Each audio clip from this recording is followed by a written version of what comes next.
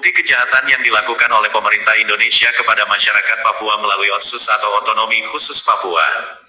Oleh Victor Yemo. Penulis adalah jubir internasional KNPB Pusat.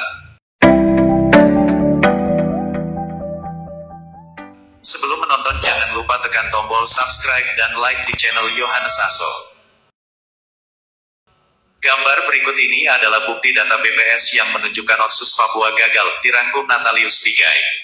Ini data normatif. Tetapi selain itu, kita juga bisa baca berbagai sumber data eksploitasi dan kerusakan lingkungan Papua secara besar-besaran yang dilakukan Indonesia saat ini. Data Yayasan Pusaka pada tahun 2017 menemukan ada sekitar 240 perusahaan tambang yang mengeruk bumi Papua. Total luas tanah orang asli Papua yang dirampas untuk tambang 9.110.793 hektar, dengan 5.932.071 hektar di Provinsi Papua dan 3.178.722 hektar sisanya di Provinsi Papua Barat. Pada tahun 2005 sampai tahun 2009, luas hutan Papua berkisar 42.022 juta hektar. 3 tahun kemudian lebih dari 10 juta hektar hilang, yakni tersisa 30,07 juta hektar pada 2011. Laju deforestasi di Papua sekitar 143,680 hektar per tahun dan di Papua Barat 293.000 hektar per tahun. Sementara, data Forest Watch Indonesia juga menunjukkan laju deforestasi di Papua. Pada periode tahun 2000 sampai tahun 2009, laju deforestasi di bioregion Papua seluas 60.300 hektar per tahun. Meningkat 3 kali lipat pada periode tahun 2009 sampai tahun 2013 seluas 171.900 hektar per tahun. Periode selanjutnya, tahun 2013 sampai tahun 2017, laju deforestasi pun makin meningkat jadi 189.300 hektar per tahun. Terakhir, Januari sampai Mei tahun 2020, Yayasan Pusaka menemukan deforestasi diperkirakan mencapai 1.488 hektar atau lebih dari 2.084 kali luas lapangan bola.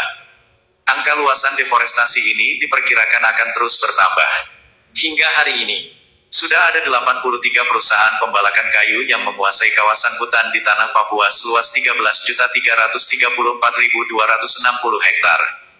Ada 25 perusahaan hutan tanaman industri yang menguasai kawasan hutan seluas 3.700.000.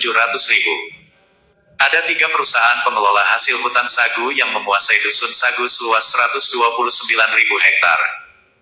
Ada 85 perusahaan perkebunan kelapa sawit yang menguasai lahan seluas 2.153.484 hektar. Ada 15 perusahaan perkebunan tebu yang menguasai lahan seluas 487.912 hektar. Pemerintah Indonesia merampas lahan orang asli Papua dengan dalih mengatasi kemiskinan di Indonesia adalah tanah objek reforma agraria.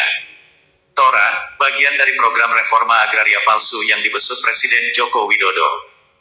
Di Papua, pemerintah menetapkan objek TORA sebesar 1.729.175 hektar atau sekitar 43% dari luas objek reforma agraria nasional. Berdasarkan catatan akhir tahun Yayasan Pusaka, kebanyakan lahan yang dilepas untuk TORA tersebut diperoleh dari kawasan hutan yang telah dilepaskan untuk perusahaan perkebunan kelapa sawit seluas 1.174.804 hektar. Berapa orang asli Papua saat ini? Data perbandingan penduduk asli Papua dan negara tetangga Papua Nugini (PNG) ini menjelaskan fakta genosida. West Papua dan PNG adalah 2 wilayah yang berbagai ukuran sama, di mana pada tahun 1969 data penduduk kedua wilayah ini rata-rata sama, yakni 900 ribuan penduduk. Sekarang penduduk asli Papua sesuai data BPS 2017 berjumlah 2.514.148 dan data penduduk PNG berjumlah 8.251.000. Perbandingannya sangat jauh yakni 4 kali lipat. Data 2.514.148 orang asli Papua didapat dari data terakhir BPS Provinsi Papua Barat tahun 2010. Yakni 392.692 atau 51,67% dari 760.000 jiwa, ditambah dengan data terakhir BPS di Provinsi Papua tahun 2017 yaitu 2.121.436 jiwa dari total 3.091.047 jiwa. Sementara, Kepala Bappenas Provinsi Papua pada 2012, sebagaimana dimuat tabloid Jubi, mengatakan jumlah migrasi pendatang setiap tahun 6,39% dari keseluruhan jumlah penduduk Papua. Bayangkan berapa banyak jumlah migran di tanah Papua hingga tahun 2020 ini, laju migrasi terhenti dalam 3 bulan terakhir karena COVID-19. Jadi apakah ada jaminan masa depan yang lebih baik bagi manusia dan alam Papua dalam NKRI? Jawabannya tidak. Mari selamatkan yang tersisa untuk bebas dari penindasan ini. Sekian berita terbaru dari kami dan jangan lupa tekan tombol subscribe dan like di channel Yohanes Aso.